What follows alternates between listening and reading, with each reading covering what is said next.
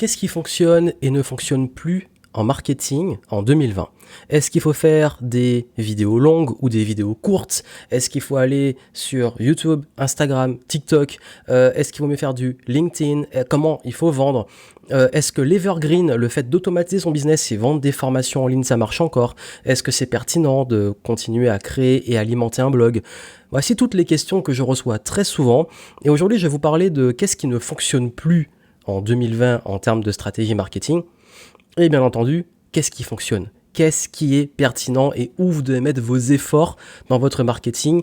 Quels sont les formats qui fonctionnent? Quelles sont les stratégies qui fonctionnent? Qu'est-ce qu'il vaut mieux faire? Qu'est-ce qu'il faut arrêter de faire? On va en parler ici parce que c'est important pour moi que vous ayez une clarté sur ce qui se passe, mais pas que ça. Que vous puissiez aussi comprendre les principaux enjeux, parce que j'ai cette remarque tellement souvent, et je vais vous dire que cette remarque est souvent basée sur des croyances. Pour ça, en fait, je vais vous dire une chose. Oui, vous avez peut-être remarqué que l'attention des gens baisse. C'est-à-dire que maintenant, si quelqu'un n'a pas un surexcité qui s'agite dans tous les sens dès le début de la vidéo pour les garder captivés dans les 10 premières secondes, ils abandonnent. Si vous avez un plan fixe comme ça qui reste trop long, les gens, ils vont décrocher. Si vous n'avez pas justement quelque chose qui les maintient l'attention avec des montages ultra dynamiques, coupés, etc., il y a de grandes chances que beaucoup décrochent aussi. Si vous ne mettez pas des titres ultra polarisants, ultra agressifs, d'ailleurs beaucoup parfois me reprochent d'avoir des textes ou des approches un peu polarisantes sur les titres, mais en même temps, si on ne le fait pas, vous n'allez pas cliquer et vous n'aurez pas réagi. Donc vous avez vu, il y a cet enjeu-là qui à la fois, moi je trouve au fond un peu malsain parce que c'est l'enjeu de notre époque, c'est la baisse de l'attention. Et ce qui nous met aussi dans une guerre de l'attention. Donc quand vous demandez est-ce qu'il est pertinent de faire des vidéos longues ou des vidéos courtes, des textes longs ou des textes courts, je vais vous dire une chose, je vais donner une réponse. Quand vous allez au cinéma et que vous voyez que le film va faire 1h30 voire 2 heures, est-ce que la durée du film va vraiment vous décourager de 1 et de 2, dans vos souvenirs de films, est-ce que vraiment la qualité des films était liée à leur durée ? Parce que je peux vous dire que j'ai vu des films d'1h20 qui étaient complètement pourris et des films d'1h20 qui étaient très bien, comme j'ai pu voir des films de 3 heures pourris et des films de 3 heures excellents. Encore une fois, c'est subjectif. Donc c'est pas une question de durée. Je sais que je donne un exemple de divertissement. Mais pareil, pour moi, c'est une fausse question de se demander est-ce qu'il faut faire plutôt des vidéos longues ou des vidéos courtes. Vous allez avoir plein de marketeurs qui vont toujours vous dire oui, mais maintenant, si tu fais pas, il faut faire moins de 10 minutes, sinon les gens ils vont voir c'est trop long, etc. En même temps, si vous vendez de l'accompagnement, du savoir, de la formation, est-ce que vous voulez avoir des gens qui tiennent même pas 2 minutes d'attention?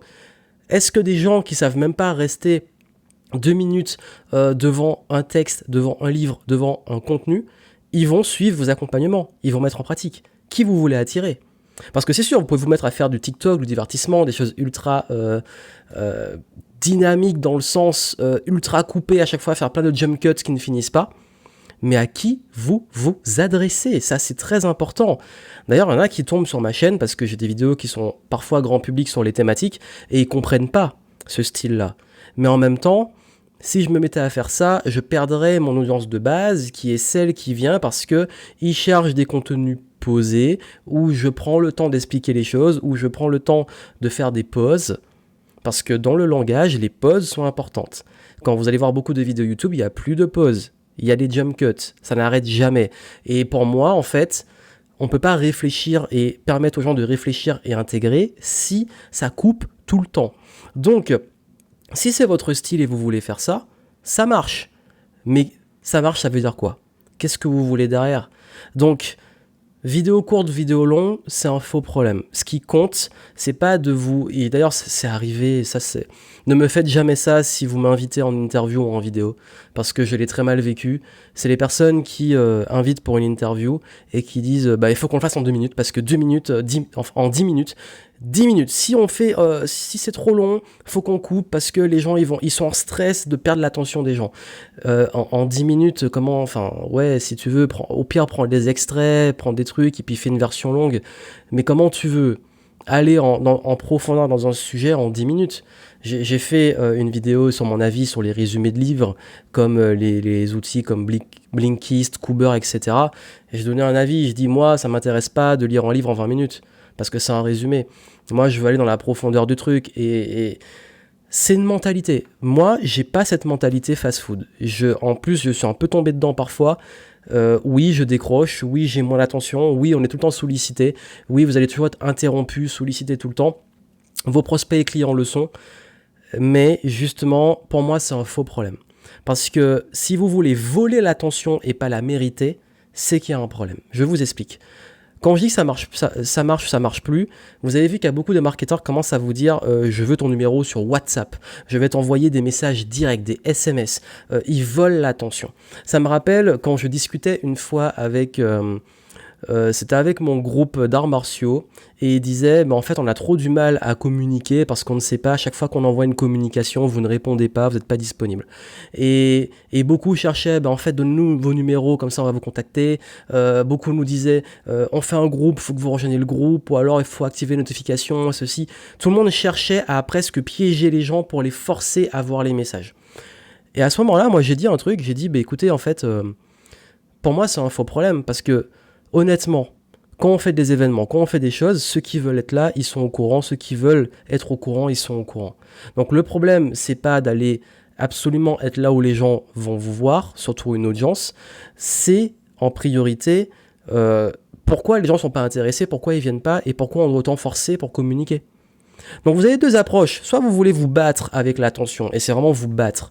Ah, il faut absolument que les gens, voyez-moi, il faut que je vous spam. Et les marketeurs font ça. Et le problème, c'est que ça sature. Et plus on fait ça, plus la tension baisse. Donc on tire sur la corde et ça finit par casser. Si on en est arrivé là aujourd'hui, c'est à cause de ça. Trop de pubs, trop de trucs spam. Même dans la vente, 10 000 relances, il y a des clients à moi qui ont dit que finalement, ils ont rejoint l'écosystème Game Entrepreneur parce que je les ai pas harcelés pour qu'ils vendent, j'ai pas mis un couteau sous la gorge pour qu'ils signent un contrat, etc., qu'ils s'engagent. En fait, c'est ça, c'est soit vous voulez vous battre, soit vous voulez que les choses se fassent naturellement. Comment elles se font naturellement ? Quand je dis mériter l'attention, si un film est bon, s'il est bien fait, vous le suivez. Si votre message touche la bonne cible, les gens vont vous suivre, peu importe le format. Court, long, texte court, texte long. Ce qui compte, c'est de trouver quelque chose qui vous correspond et qui correspond à votre audience. Si vous êtes quelqu'un qui aimait faire des formats longs, de vous poser, et moi c'est ce que je préfère aussi, faites-le. Si vous êtes plutôt quelqu'un qui aimait les choses un peu flash, dynamiques, etc., faites-le. Si vous voulez faire les deux, faites les deux. Pareil pour les textes. Est-ce qu'un long texte est décourageant ? Parfois, je reçois des messages, je dis « Ton email, il est trop long, j'ai pas le temps de lire. » Mais en même temps, j'aimerais avoir des conseils. Tu veux quoi ? Je te donne un conseil en 5 minutes pour changer ta vie. Tu veux apprendre, tu veux développer, tu veux changer ta vie en 5 minutes. Tu veux apprendre le business en 5 minutes. C'est pas chez moi que tu vas avoir ça. Pourquoi ? Parce que c'est pas le bon mindset. Tu peux pas apprendre, débloquer ton cerveau, travailler, développer un business si t'es pas capable de te foutre 2 minutes devant un écran. Et ça, il faut que vous ayez le courage de prendre votre standard, ce qui vous correspond, et d'y aller à fond. Il y en a qui sont très bons copywriters, qui font des gros pavés de texte super longs, mais c'est leur style. Mais si vous, c'est pas votre style, ne faites pas ça. Si vous êtes meilleur en vidéo, faites des vidéos. Si vous êtes meilleur en texte, faites des textes. Si vous préférez les textes courts, ultra impactants, faites-le. Mais ne cherchez pas à vous battre avec l'attention. Faites ce qui vous correspond et l'attention va venir. C'est vraiment le message que je veux vous donner. Et si vous y croyez pas, je peux vous dire que je peux vous donner plein d'exemples de gens qui font des vidéos d'1 heure, des podcasts d'1 heure qui marchent très très bien parce que justement c'est leur format. Il y en a, ils font des trucs de 5 minutes, ça marche bien parce que c'est leur format. Il n'y en a pas un qui est meilleur que l'autre.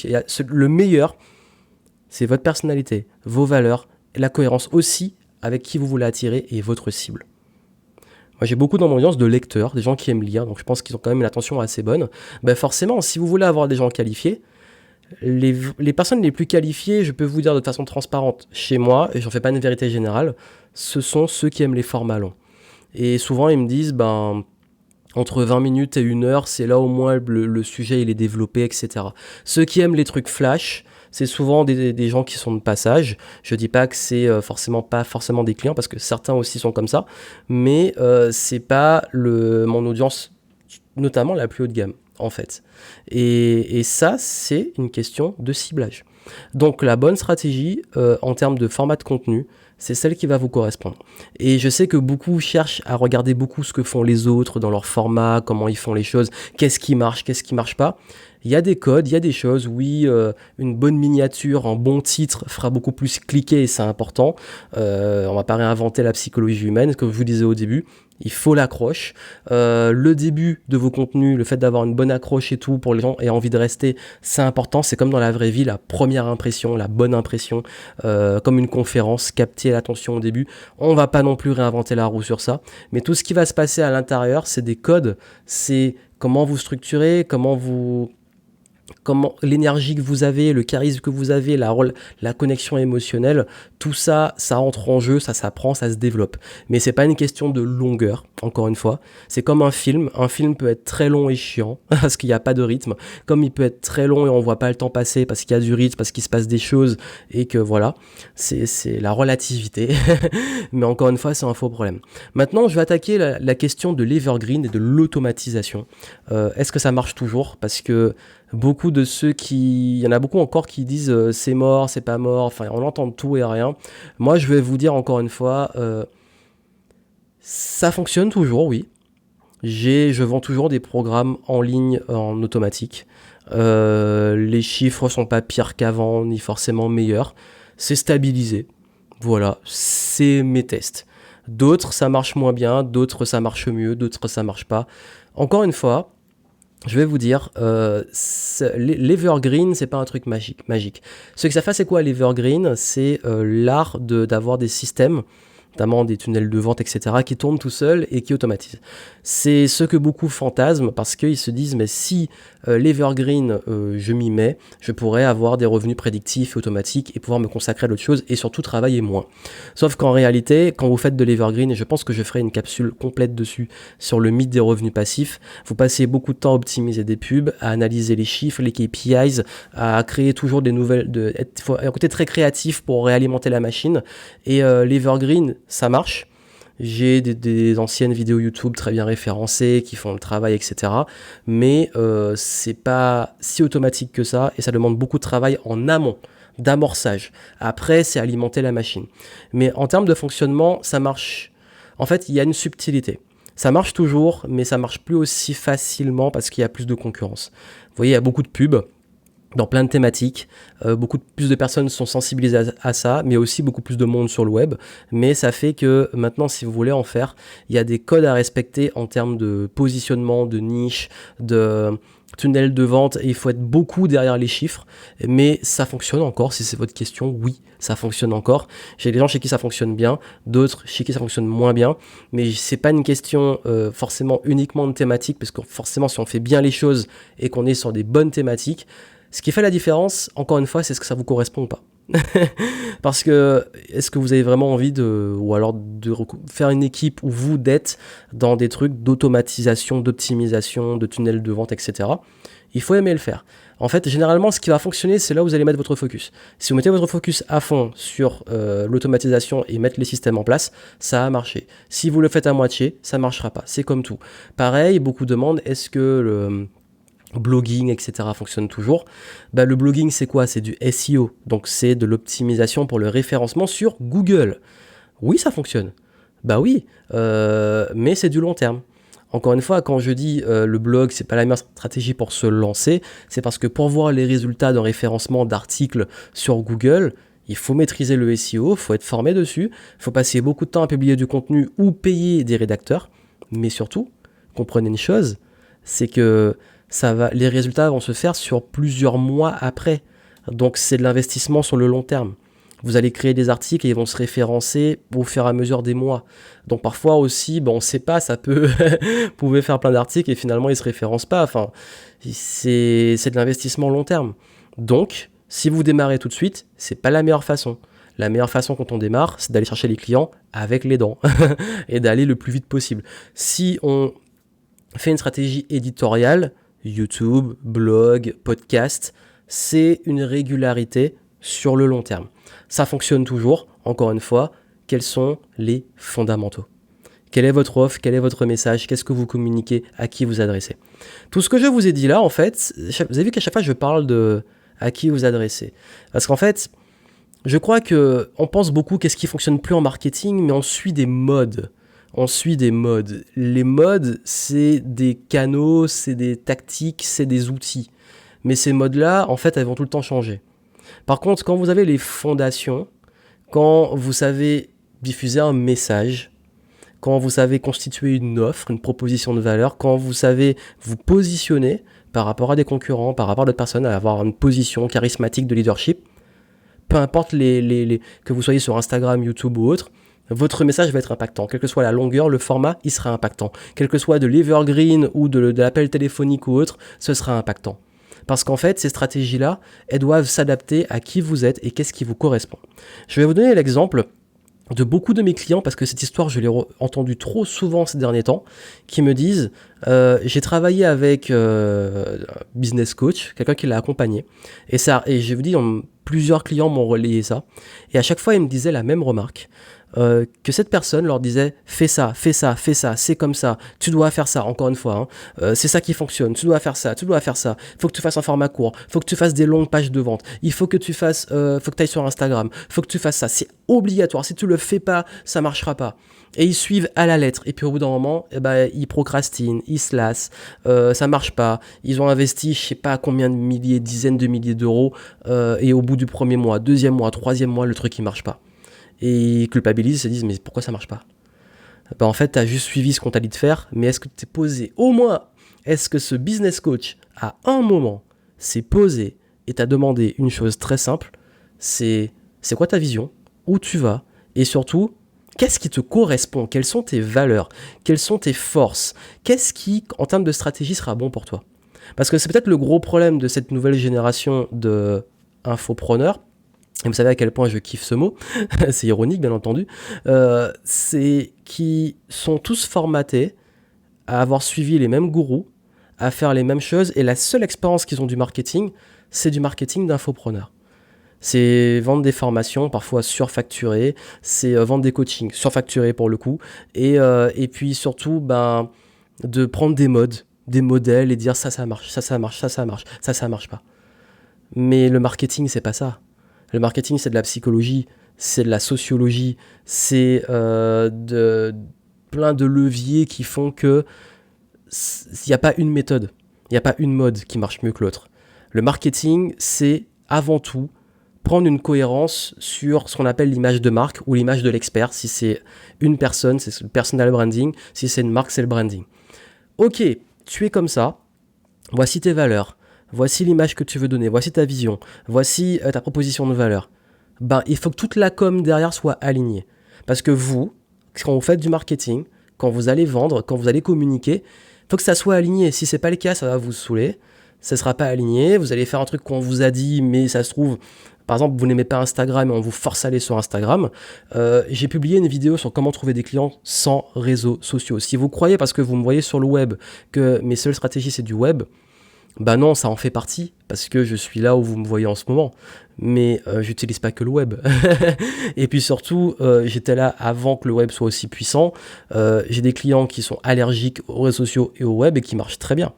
Donc, ça c'est pour vous dire que non, il n'y a pas une stratégie meilleure que l'autre, si ce n'est celle qui vous correspond, celle qui est alignée avec qui vous êtes. C'est ça en fait, c'est que qui vous êtes, qui vous servez.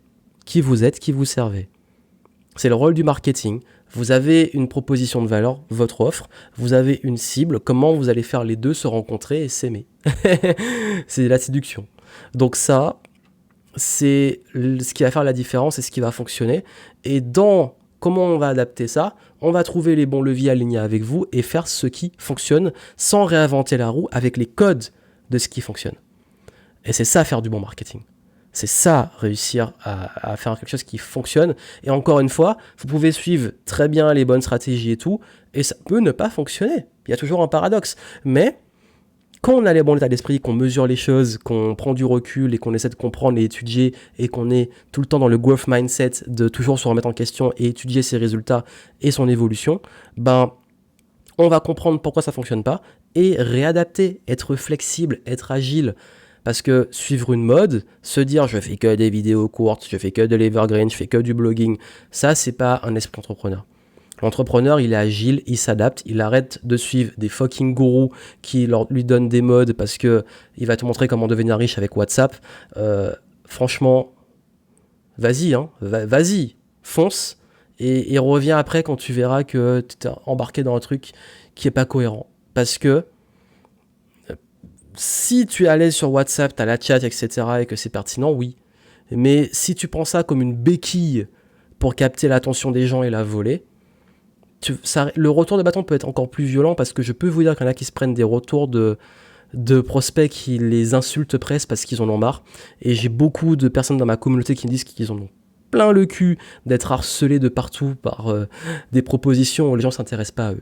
Et je vais finir sur ça, c'est que s'il y a bien un truc qui marche plus, c'est la vente agressive sans s'intéresser aux gens. Si vous allez à chaque fois essayer de dire aux gens, refourguer votre produit, leur expliquer pourquoi votre truc est génial, pourquoi vous êtes le numéro 1 et pourquoi ils devraient vous suivre, vous allez vous épuiser. Ce qui fonctionne, c'est avant tout de vous intéresser aux gens, de comprendre leurs besoins. Et je reçois plein de messages privés tout le temps de personnes qui veulent m'expliquer, enfin qui ont toujours une solution miracle pour mon business ou un truc que je fais mal. Mais quand tu lis les messages, tu vois très bien qu'ils n'ont même pas pris 2 secondes pour s'intéresser à ce que je fais. Parce que quand tu viens me proposer des trucs pour ma chaîne YouTube et que tu me donnes en exemple des gens que si tu vois n'importe laquelle de mes vidéos, tu comprends que je suis pas du tout aligné avec eux. Si tu tu me dis que tu vois que t'as pas compris mon dernier post, t'as même pas pris le temps d'aller le regarder et tu m'envoies ce message-là qui est pas du tout personnalisé, qui est générique. Ben ouais, ça se voit que c'est même pas intéressé à moi, donc pourquoi je bosse avec toi? Donc encore une fois, quand je vous parlais de ces personnes qui sont accompagnées par des personnes qui s'intéressent pas à ce qu'ils font, à qui ils sont, et qui vont leur donner un truc tout fait, ne soyez pas non plus cette personne. Ne soyez pas cette personne. Intéressez-vous. Franchement, je vais vous dire, je crois qu'on a pendant trop longtemps, on a trop voulu tricher. Les marketeurs, et je m'inclus dedans, chercher des hacks, tricher, faire du growth hacking, tous ces trucs-là. Il y a peut-être des méthodes qui fonctionnent, tant mieux, mais je crois qu'à un moment, il faut arrêter de vouloir hacker la psychologie humaine et hacker tous les réseaux sociaux et les algorithmes. À un moment, il faut arrêter. Parce qu'aujourd'hui, Facebook, Instagram, Google, tout ça, ils connaissent ces techniques-là et ils les blacklistent. Et à chaque fois, vous allez vous retrouver avec des problèmes. Pub refusée, compte bloqué, personnes qui vont vous dénoncer pour spam, etc. Et au bout d'un moment, vous ne faites pas du marketing, vous faites du harcèlement. Et les réseaux deviennent de plus en plus durs sur ça. Donc maintenant, si vous voulez faire un truc propre et que vous voulez créer une réputation sur le long terme, arrêtez de vouloir tricher, arrêtez de chercher le truc qui marche et commencez à vous dire, bon ok, comment j'arrête de prendre aussi les gens, arrêtez de prendre les gens aussi pour des cons, de vouloir sous-estimer l'intelligence de vos prospects et créer une réelle authenticité dans votre communication. Et là, je peux vous dire que très rapidement, vous allez avoir des gens qui vous suivent parce qu'ils voient que vous n'êtes pas un énième robot qui fait la même chose ou qui fait ce que tout le monde fait en ce moment, parce que c'est dès qu'il y a un gourou qui dit « faites ça », tout le monde suit la tendance. Et commencez-vous à comprendre les fondamentaux, parce que comme je vous dis, on ne réinvente pas la roue, les fondamentaux d'un message, d'une offre, d'un positionnement, etc. Et derrière, d'aller diffuser votre message à grande échelle avec votre personnalité. Et en apportant une réelle valeur et en faisant les choses, en vous intéressant réellement aux gens. Et c'est là que ça va prendre. Et c'est là que vous allez avoir des résultats. Et c'est là que vous allez pouvoir kiffer aussi. Parce que vous allez avoir plaisir à diffuser un message qui vous ressemble avec vos codes, avec votre personnalité, avec votre différenciation, votre unicité. Et ça fera la différence. Donc voilà ce qui marche aujourd'hui. Parce qu'on a pendant trop longtemps essayé de fake. Aujourd'hui, les gens ont besoin d'humains. Et oui, on en est là. Après, j'admets, et vous devez peut-être le constater, que beaucoup de personnes ont encore... faudrait pas non plus surestimer la capacité des gens à avoir l'honnêteté, parce que je crois encore que... je sais pas, moi je vois tout de suite quand le truc est fake ou pas cohérent, ou quand il est réel, mais je sais pas en fait. Beaucoup se laissent encore berner, mais c'est pas pour autant qu'il faut continuer dans cette direction. Au contraire, quand vous êtes vrai, ça va se sentir, vous serez dans une meilleure énergie pour vendre, vous serez plus attractif, les gens vont venir et vous aurez les clients qui vous font kiffer. Et encore une fois, la vraie question, c'est qui vous voulez attirer et qu'est-ce que vous voulez faire de votre business. C'est une réelle question. Donc voilà le message que je voulais vous donner.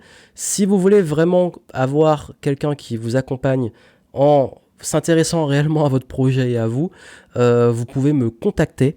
via ce que je vous ai mis en descriptif dans les notes, prendre contact ou rejoindre l'écosystème Game Entrepreneur ou prendre contact pour savoir qu'est-ce qui est proposé pour vous accompagner selon votre niveau et vos besoins.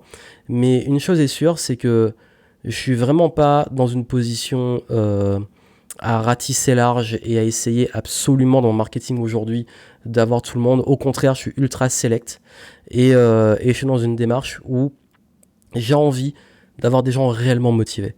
Donc je cherche pas à faire du contenu qui plaît à tout le monde, ni qui plaît tout court. Forcément, il y a un côté, il faut que j'essaie au maximum que ça vous aide et que ça vous plaise, mais je sais à qui je m'adresse.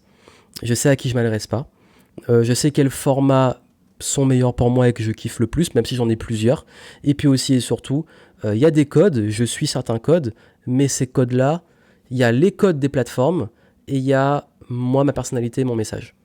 Jamais le code va passer au-dessus de ça. Les deux doivent trouver une entente et une cohérence. Et c'est ça qui doit faire la différence dans votre marketing. Voilà. Donc je vous souhaite plein de succès et moi je vous dis à très bientôt.